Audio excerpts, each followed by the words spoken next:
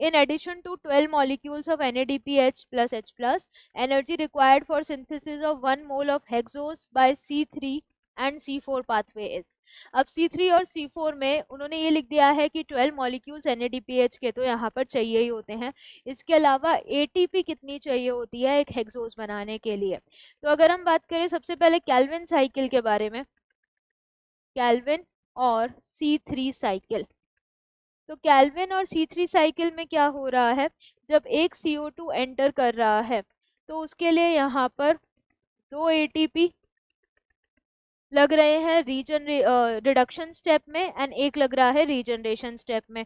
तो 2 ATP use हो रहे हैं in the step of reduction and एक ATP लगता है in the step of regeneration, जब RUBP को रीजनरेट किया जा रहा है। तो एक CO2 के लिए टोटल ATP कितना हो गया, 3 ATP। लेकिन अगर हम यहाँ पर बात करें हेक्सोस मॉलिक्यूल बनाना है तो हमें कितना करना पड़ेगा, 6 CO2। तो 6 CO2 के लिए कितना हो जाएगा, 6 × 3 यानी 18 ATP। So overall 18 ATP and 12 NADPH2 already question में दे दिया है, तो 18 molecules of ATP for C3। लेकिन अगर हम बात करें C4 के बारे में, अगर हम बात करें यहाँ पर C4 या हैच एंड स्लैग पाथवे के बारे में, तो जो C4 साइकिल है उसमें हमें याद है बहुत अच्छे से कि C3 हो रही है इन दी बंडल शीट सेल स्ट्रोमा में।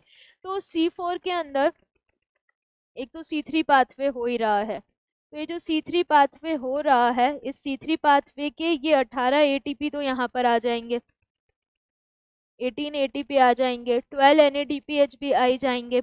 इसके अलावा अगर हम यहाँ पर बात करें तो जब पेप को रीजनरेट करना है, पायरुवेट को हम वापस बंडल सेल से मेसोफिल सेल में भेज रहे हैं, तो पेप को क्या करना है, रीजनरेट।